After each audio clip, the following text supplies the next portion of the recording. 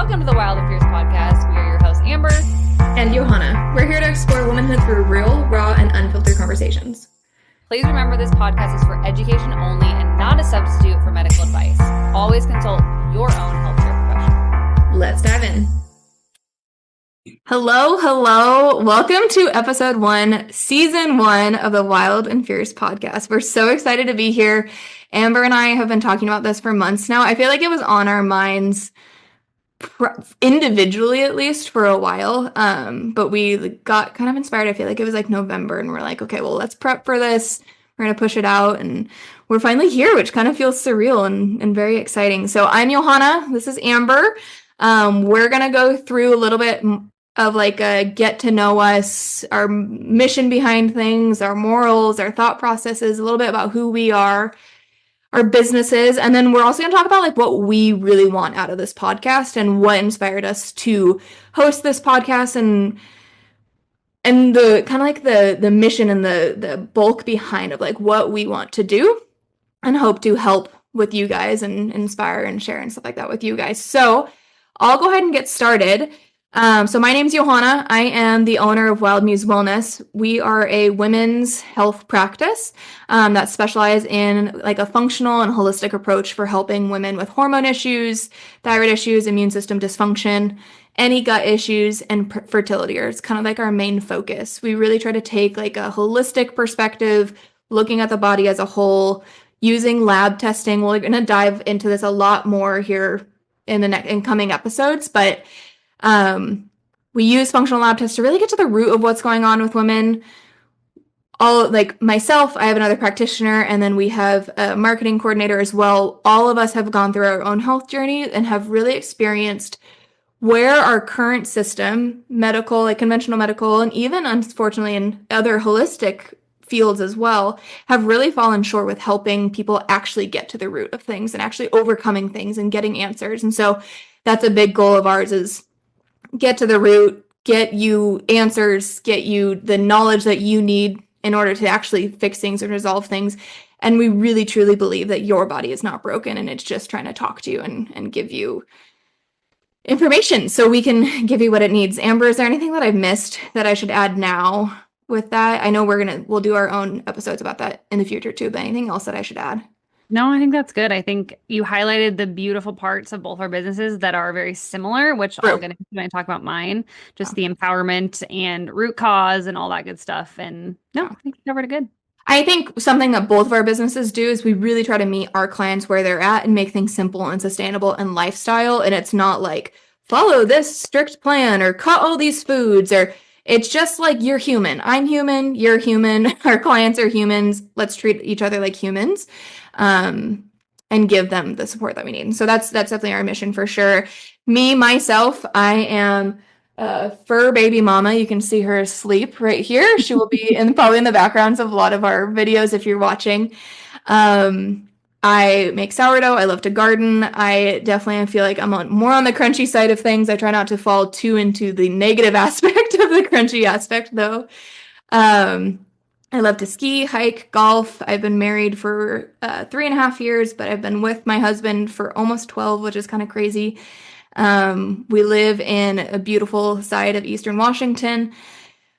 And love flowers and homemaking food and making our home to be the, like our sanctuary and our place that we love to be, and big family person. And that's a little bit about me. A big goal of mine just as a woman is connecting with other women and sharing information and education. I'm not a big small talk person. If all of my friends know this, like I don't talk light stuff. I always talk deep stuff. You guys will get to know that absolutely in these podcasts. But I've just really found that women need to talk about things more. And I think we've become such a hyper independent society where so many of us try to do things on our own, which has its beauty to it, right? Absolutely. But it's like we try to do things so much on our own that we become then disconnected. And I feel like I've really over the past few years have surrounded myself by just wonderful women in my community, my sisters, and have, been able to reap the benefits of learning from other women, learning from elders and wise women and people that have gone through things before me. So that's kind of a goal of mine, to help be that for other ladies as well. So that's a little bit about me. Amber, go ahead and take the reins and chat a little bit about you. I love it. Okay, so I'm Amber, for any of you that don't know who I am. So as I mentioned, mine and Johanna's businesses are very similar but different at the same time, and that's why they blend together so well, and why this podcast is going to be so amazing. Having the wild and fierce, I think the name just embodies so much of what we want to get across with this podcast and with the mission. And similar to Johanna's business, mine is focused on empowerment and education for women. So I'm a pregnancy and postpartum coach and specialist. So I emphasize fitness, nutrition, really just generalized wellness and holistic care for women through the entire womanhood spectrum. I don't like to say motherhood because not only do I work with women pre-conception, I even work with, exactly. I even work with women who have no desire to have kids anytime soon. I have clients on my roster that are like, maybe I'll have kids, but they have a pelvic floor. They want to be in shape. They want to take care of themselves. So they work with me. And then I also work with women that are well beyond menopause. So like literally the entire womanhood spectrum. My absolute sweet spot and like favorite is pregnancy and postpartum because that's kind of the phase of life that I'm in. I love working with women on birth prep. I love working on postpartum recovery, educating on the core, pelvic floor, all of those things that are not talked about nearly enough. The struggles of pregnancy, the struggles of postpartum, and really empowering women that although society makes us feel once you become pregnant or postpartum, you're broken, you're fragile, you shouldn't do this anymore, you should be careful. Quite the opposite is actually true, and women are so much stronger and fiercer than society makes us feel. So really just giving them the tools, the confidence, the support they need to maintain the lifestyle they're at, or if they're like, okay, I'm not doing any of the things that I feel like I should be to take care of myself or my baby, I want to do something different, helping them build that new lifestyle of sustainability and longevity and just general health and wellness. So I am fully digital. So I work with women all over the world, which is really cool. So I have clients that are all over the place. I work with them through a custom digital app, and we work on all of those beautiful things that I mentioned. So my business started out of my own mess of a pregnancy and postpartum. Like I think most of us in this space, our own stories got us to where we are now. So I technically started my business 5 years ago. I kind of have a wild trajectory of how I got here. I was actually a dental hygienist for 8 years. And so I was doing dental hygiene at the time, got pregnant with my daughter in 2019, technically 2018, had her in 2019. And I very quickly my eyes were open to the lack of education, support, resources, and just this massive gap in women's health. I kept having providers tell me one thing, the internet told me another. And I was that mom in the gym, like squatting with two plates on both sides, and people looking at me like her baby's gonna fall out, like mid squat, like she's crazy. But I felt good. I wasn't having any symptoms, so I kept doing it. And it wasn't until I had my daughter, which we'll fast forward, I had an emergency C-section with her. Totally not what I wanted. I wanted a fully unmedicated natural birth, had a C-section. Everything just kind of went to shit, to be honest. And I came in for my 6-week postpartum visit with my OB, and I said, okay, I've only been walking for the past 6 weeks. Like, what can I do now? And he looked at me and he looked at my husband. My husband's a physical therapist. And he said, whatever he tells you, that's what you can do. And immediately I was, one, grateful that I was married to a PT, but two, I immediately, go ahead. That PT didn't have any training in pregnancy. Exactly. My husband's not a pelvic floor PT. Yeah. Gosh. And I was like, okay, great that he has strength training and all that stuff. But again, like Johanna said, he's not trained in that. And what about all of the women who aren't married to PTs? Like, what are you telling them? So I started asking women, what are you being told during pregnancy, postpartum?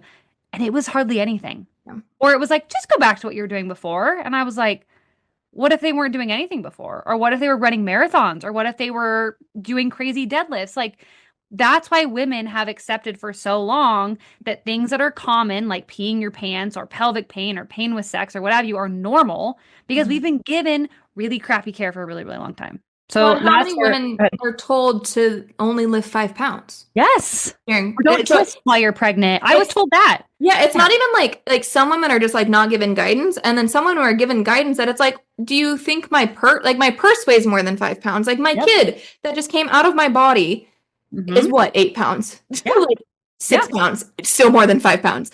Well, it's what you have the car seat in. Your diaper bag, like so many things, and it's like so. Sometimes there's lack of guidance and they say, oh, do whatever your PT husband tells you to do. thank God Sai like actually knows what Yep. to do. But or there's the guidance where it's like, oh, just lift a baby dumbbell and that's it. And you're Mhm. weak and you're fragile, which is exactly like why your business is called what it is. Yeah. But Yeah. it's just so interesting of like either there's no guidance or the guidance is just completely faulty. Yeah. And so half of what I did in the beginning when I first started my business was debunking all of these myths that women Yeah. have been told for so long about their body and what they're capable of and what we've been taught to just accept, like, oh, just throw a panty liner on. Trampoline, forget it once you become a mom. You start lifting when you can't lift when you're pregnant because you'll hurt baby. Just all of these things. Or one of my favorite ones is women that are told, don't worry about taking care of your pelvic floor or your core or getting in shape until you're done having kids because it's going to destroy your body anyways. And Yeah. it's like, then we see these women, Johanna and I were talking about before we came on camera about how many women are sick during pregnancy now, how the aches and the pains of pregnancy, and then they get compounded postpartum. Well, it's because we've been deconditioned for so long Yeah. and not taking care of ourselves. So one of the biggest things I know both Johanna and I are about is proactive. Taking care Yeah. of, go ahead. Well, and I want to add, I think you like just said a really insane and pivotal statement of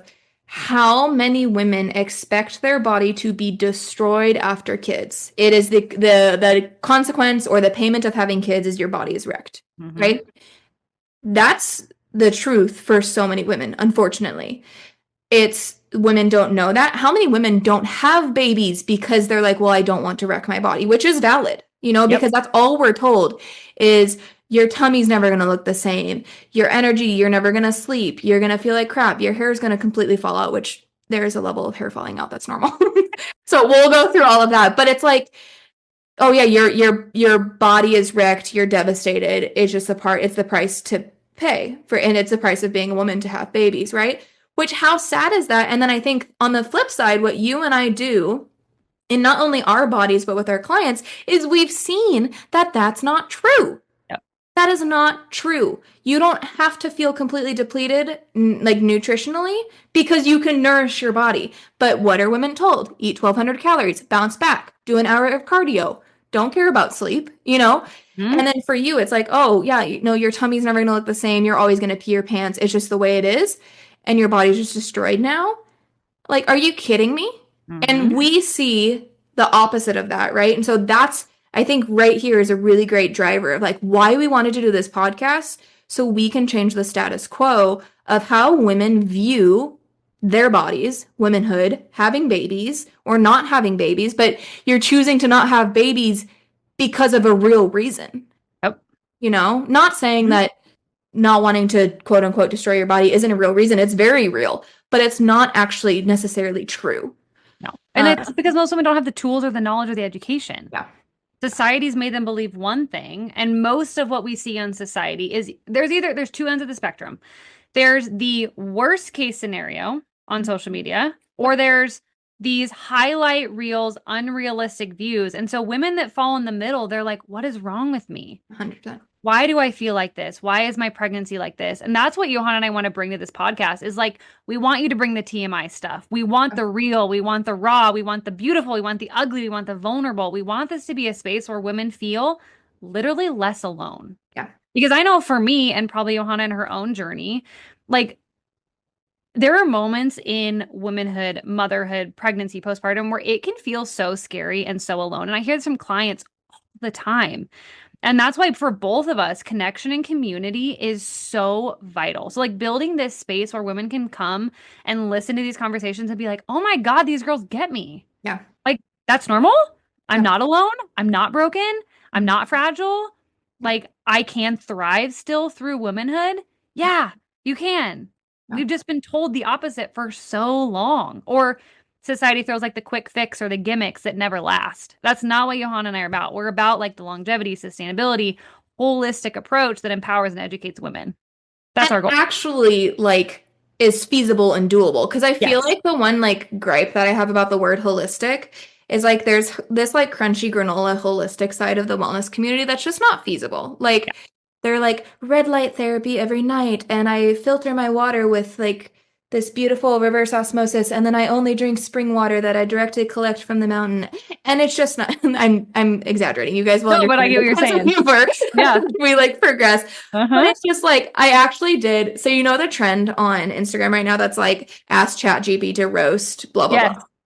and it's so ruthless and hilarious. Hmm. So I did one for OBs that I'm like, I don't know if I can share this. Because holy crap, you guys should go do it. It's scary. But I did it for nutrition practitioners, and they're like, oh, like holistic nutrition practitioners, like break a bone and they'll tell you to just drink raw milk and it'll fix it. And I'm like, that's honestly like true though. It is true. It's true. And there's a dark side to, or not a dark side, but there's just as unhealthy of a side of like the holistic community that I think is very unattainable, very unachievable. They like preach to never have sugar and it's just ridiculous. And so Yep. what you and I want is like we want to kind of find that middle gray area that 80% of us live in. We're not super extreme one way or the other way in like all aspects of life and talk about those things because that is real. How cute is that? So cute. Well, I think the same thing goes for like the fitness side of things too. Yeah. When it Oh, comes to like 100%. fitness industry, Oh, yeah. it's, you know, everyone has the same 24 hours, never miss a workout, don't rest, you know, eat clean all the time, don't cheat. Yeah. And it's like that's what deters women away from wanting to work out or eat good at all because everything Good is labeled topic. good or bad, right or wrong. Uh-huh. Do it this way or it doesn't work. Your workout has to look perfect.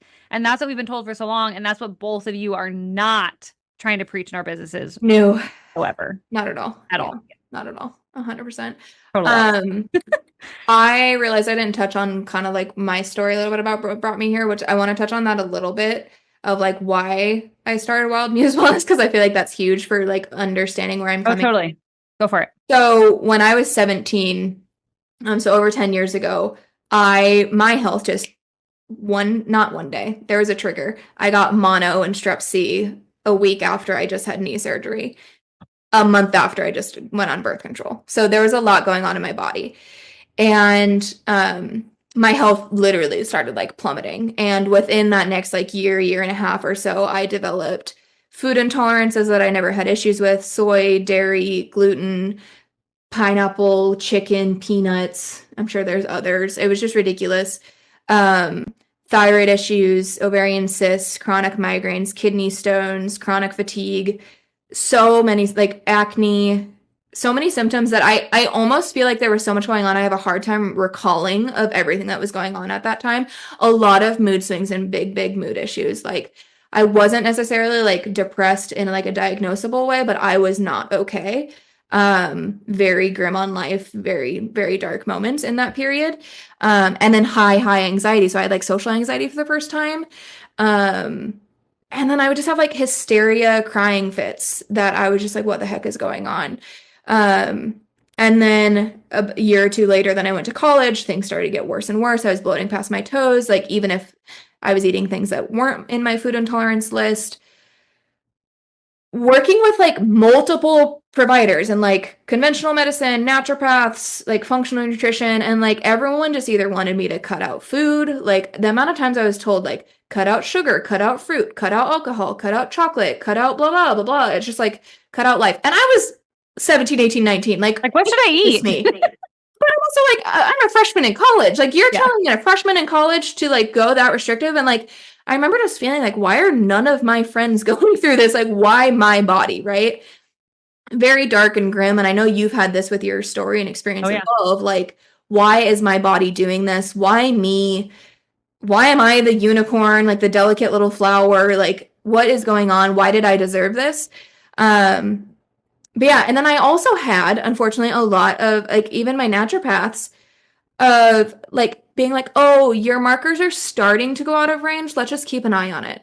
I'm sorry, if you're 17 years old and your TSH is starting to go out of range, don't just keep an eye on it. Get proactive. You know, ask why.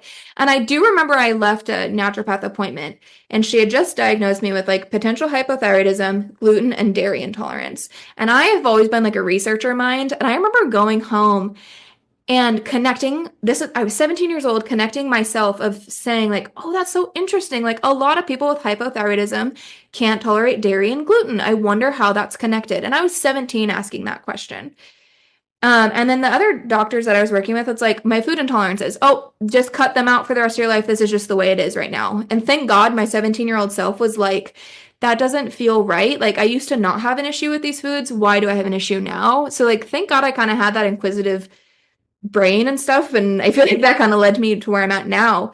But I was like super anemic. Like my ferritin was like 6 and then 10 and 11, nothing would change it. I felt terrible on iron pills, chronic fatigue, dandruff, and then I started developing yeast and BV, yeast issues and bacterial vaginosis. And if you've experienced that, I am so sorry. My heart goes out to you. Please message me and I will help. I've only had it once, and it is the worst thing in the world. And I immediately messaged Okay. Johanna, and Yeah. I was like, help. It's so bad. I had alternating. So it would go yeast infection, BV, yeast infection, BV. I can't even remember. I think, do people take Monistat for yeast infections? Yes. So that would then trigger BV. Because I remember when I got BV, I had ran to the store before I messaged you freaking out, and I bought like Monistat and something else, and you were like, do not use it. And I was like, yeah. Okay. And it was like, if I looked at a hot tub, I'd get a yeast infection. If I used a conventional non-organic tampon, I'd get a yeast infection. Sex, I'd have the yeast infection. It was just like, I like thought about eating a piece of birthday cake, I'd get a yeast infection. It was insane. And that lasted for, I don't even remember at this point, years. At one point in college, I had 7 pelvic exams in like a 6-month period. I had like green vaginal discharge at one time. I had hot pink vaginal discharge. It was just crazy. And then I had kidney stones. It was just like insane. And I just felt like my body was blowing up and no one was asking why. Not a single person. Put a Band-Aid on it. Yeah, it was pills, it was supplements, and it was cutting out foods. No one asked me about like what my basic habits were. Like, what do you eat for breakfast? Do you actually hydrate well? And if they explained it, they didn't explain it in a way that I could comprehend and actually implement. I would just be so overwhelmed with recommendations leaving an appointment that it just wasn't applicable. So anyways, then I still struggling with everything. Like I was queen dairy free, I was queen gluten free, soy free, like eating all the vegan butters and stuff like that. At one point I did go, I don't know if I went fully vegan, but I went vegetarian. I tried like everything. Tried keto at one point. It's like such a different life from where I'm at now. And like I had frail hair, like my hair is like really healthy and like finally growing. I had frail hair and nails and I was just not well. I like look back at photos of me and I'm like, yeah, she was there. Like that glow, that spark was there, but she was not well. She was not nourished. And so anyways, I ended up finding the Nutritional Therapy Association and I went through their schooling and that's one of my credentials. And I was able to reverse like 80% of my issues just with those changes. And that's when it really showed me like, man, there's a really big missing piece. Even unfortunately, and I'm not trying to talk bad about naturopaths at all. Like I love naturopaths and intention and I love Western medicine and what they are good at. Thank God we have them. I want to be very clear on that. If you get in a car accident, you break a bone, you need an emergency surgery during birth, whatever it is, thank God we have them. I don't ever want anyone to think that I don't appreciate them and I don't appreciate these things. But unfortunately, it just no one was able to help me. And this is a story that I hear time and time again with my clients, and I know you hear it as well. Okay, that's my story with you. And it's your story as well. Yeah, and I've worked with Amber on some of her stuff that she'll talk about, I'm sure, at some point. And it was just really disheartening that like it's like, man, there's a huge gap in our medical system where there's really like no root cause. Like there's no digging for the root cause. It's all like, oh, here's this nutrient, take this synthetic supplement, or you have this thyroid issue, take this pill. You have anemia, take iron. But then like, what if that doesn't make you feel good? You know? And I think that's kind of what led me into where I'm at now. And I think if I can just like give any guidance is your body wants to heal. Your body wants to find homeostasis and find its like equilibrium. It wants to do that. And I know what it feels like to feel like your body can't do that and doesn't want to do that and like it's betraying you. And I am so sorry that you're going through that if you're going through that. I am on the other side and I help many women and Amber helps many women get to that other side. But I just want to know that, or want you to know that your body is so powerful, girlfriend. Your body can make babies and breast milk. Holy shit, right? Superpowers. It's insane. It's insane. Like when you actually like zoom out and think about our body, like that's insane. It's so incredible. Our bodies rejuvenate. Our bodies want to heal. Our bodies want to balance. Our bodies don't want symptoms. Our bodies don't want the diagnosis. Like our bodies don't want that. And we have to truly believe, and we'll talk about this in future episodes, we have to truly believe that our body wants to heal and can heal. And I feel like that's kind of what we both try to bring into our businesses and work with our clients on. And unfortunately, they have that perspective that it can't because that's what's pushed down our throats is you have this diagnosis, it's your destiny. And that's so sad. So anyways, that's a little bit about my story.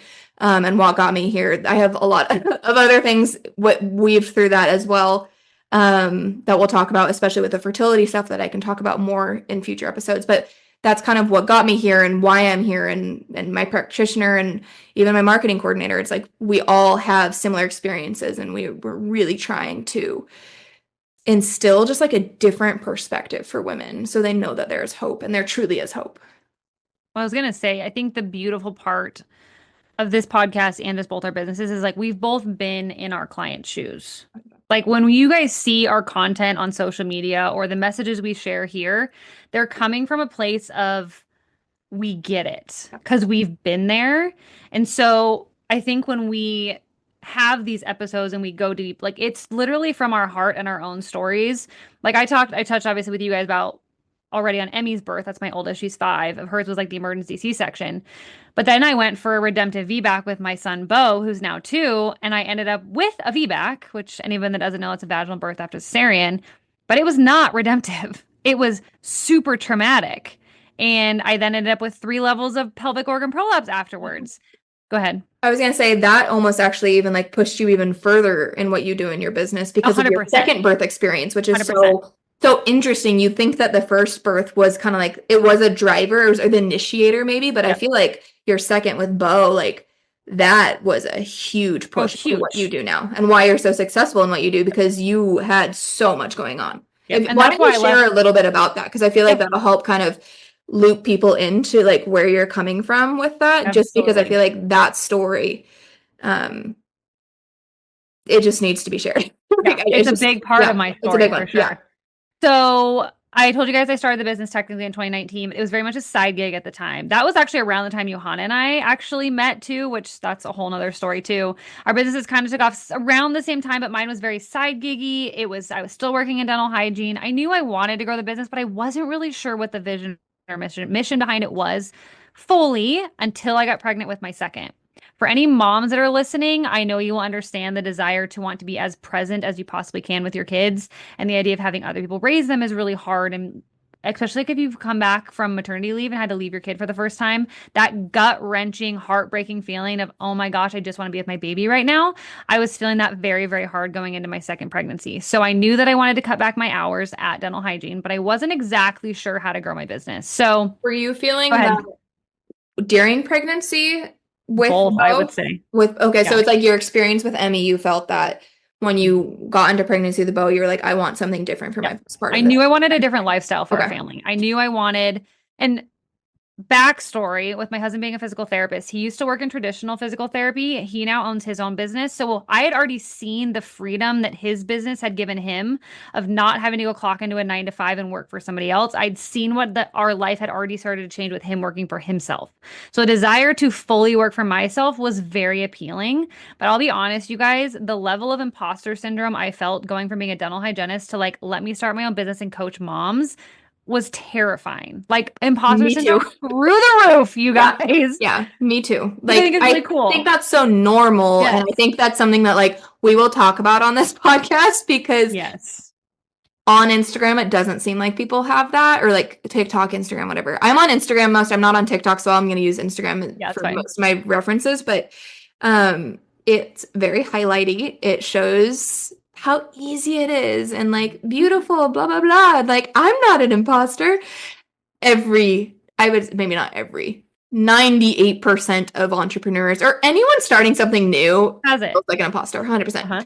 Yeah. So that's where I was. I was like, how am I going to go from cleaning people's teeth to owning my own business to helping other women? And then I finally just hit a point where I was like, you know what? If they can do it, why can't I do it? So I went all in. So I was 8 months pregnant with Bo when I signed up to work with a business coach to launch my business. Shout out to the Honey Badger Project. I got on the call with them and they were like, are you sure? You're Is eight this the months right pregnant? time? Like, I'm sure I'll just say, you guys, I had the worst pregnancy phase with both kiddos. So, like, you could tell I was pregnant even without seeing my belly. Like, it was obvious. And my husband had signed up to work with them at the same time. And so he was like really pushing me to do it. And the guy that I was on the call with was like, are you sure? And I was Are you like, good? Are you oh, sure? I'm not sure. But I know that I want better for my life. and for my kids. And I know that women need what I'm going to bring. So I was Mhm. like, let's do it. So I did it. I didn't plan to leave hygiene as fast as I did, but I had Bo, the most traumatic birth of my entire life. And this is Um, after having an and this was emergency after having C-section, emergency guys. C-section. Yeah. Yeah, and with my emergency C-section, they tried to do what's called an ECV. They tried to flip Emmy, and my uterus ruptured, or my not my uterus ruptured, my placenta tore from the umbilical cord. So it was scary. That was my first one. Then my second one, it's a whole, this is a, we could do a whole episode on this, but I'll just give you guys the gist of it. I basically tore so bad that the provider was holding my bladder to So, stop okay. the bleeding. I Go think ahead. if you don't understand the pelvic floor, I think that can be really hard to It can be conceptualize. But very hard to just understand. like briefly, so you have your hip bones, you have your Yep. pelvic floor that's like a little canopy that holds all of your organs And up. your bladder sits like behind it That's or above it. Yeah. connecting your hip bones and everything like that. So Uh-huh. her pelvic floor tore so bad, guys, that her bladder was coming through it. Your bladder, your urethra is like where your pelvic floor is Yeah. connected. Your bladder should not be visible No. through your pelvic floor. Yeah. So I I tore, was thinking, because I saw your Instagram post on that, and I'm like, I don't think, like, I know if I didn't have my pelvic floor knowledge, I don't know if people would like actually be able to like they conceptualize don't. I that don't think they can. of like how intense that is. It was gnarly. That's like God, if but you look at a trampoline, half the trampoline is torn and the bladder's coming down. that's a perfect way to explain it. Literally. That would be like if you Yeah. jumped on a trampoline and then you fell through it. That's pretty much what my bladder was And doing. it's your bladder. Yeah. God bless my husband. He was horrified. My son came out. This is basically, this will give you guys a good gist of what the energy in the room was. My son's heart was freaking out, and the provider, Bo came partway out. The provider pushed him back in and looked at me and said, we're going to sit here for a few minutes, and then here's what's going to happen. You have 2 pushes to get Bo out. If you don't get him out, I will use a vacuum and you will tear terribly. Or we are going to the OR. And I'm like, lady, his head is right there. We are not going to the OR. So You were go also ahead. on Pitocin, correct? I was also on Pitocin, Okay. which I was just not want to part of my like plan. Yes. we'll talk about the like cascade of things that can Yes. happen in conventional births, just so you guys know that we will talk about that.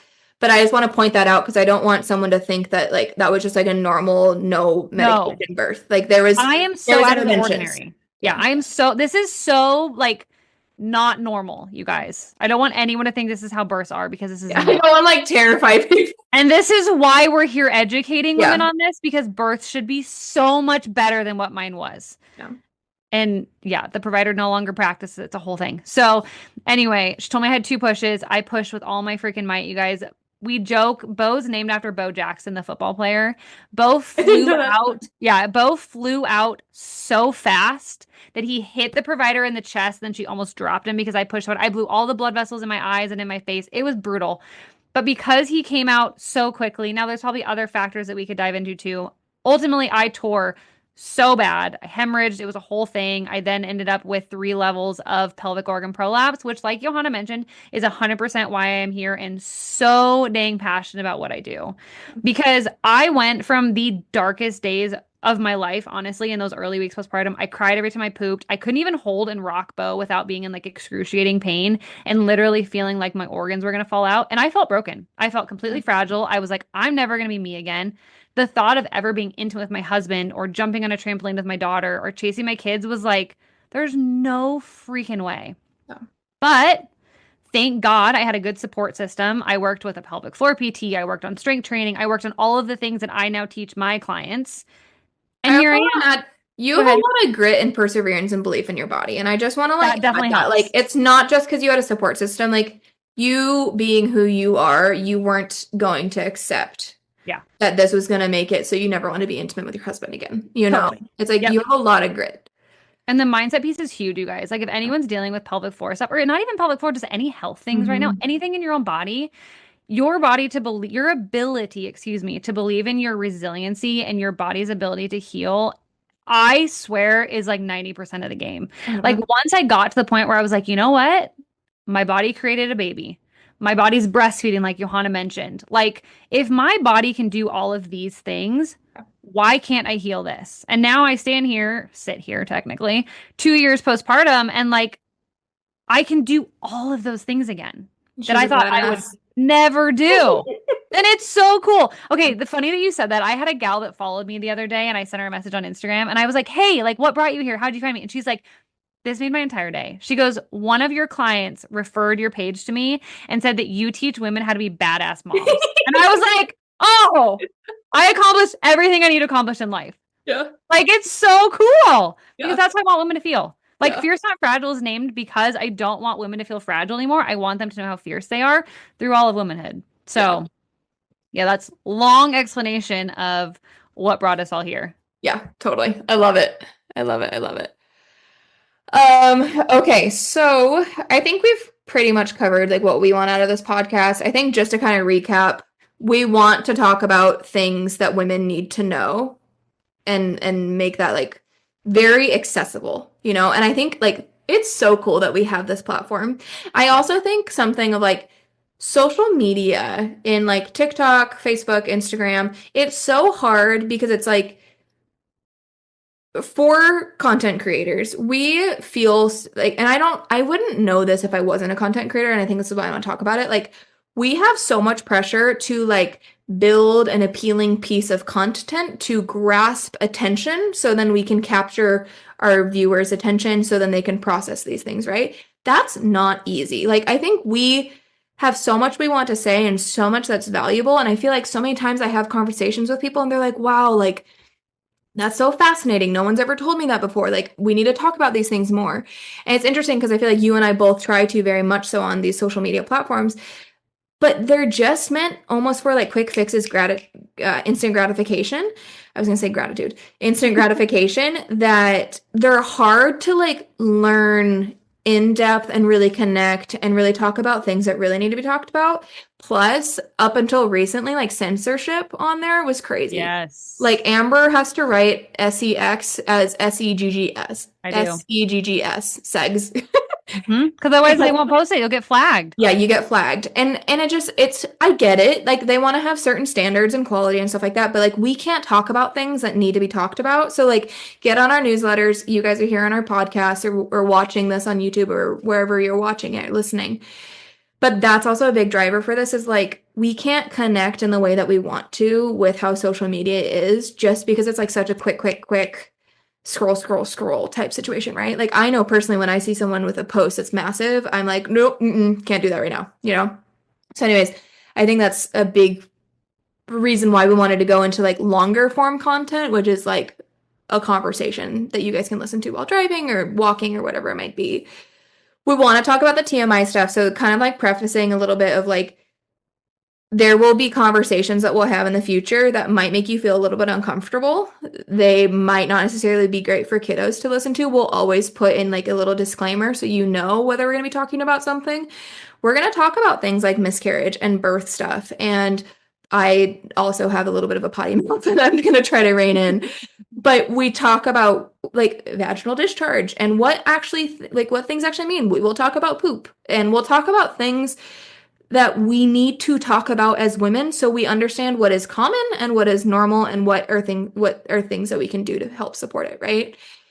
And Amber hit on this before, like we are in this with you. Like we are humans too. Like yes, we run businesses and yes, we help women, but her and I like coach each other on so many things all the time because we're going through our own journeys just like you guys.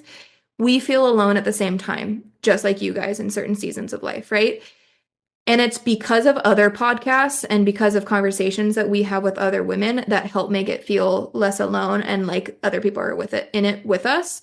And that's like a big goal of this podcast is like we are in it, we're here with you. I'm so thankful for some podcasts that I've listened to because it's like seriously Same. life-changing. So hopefully that helps, you know, in with your guys' situations at the same time.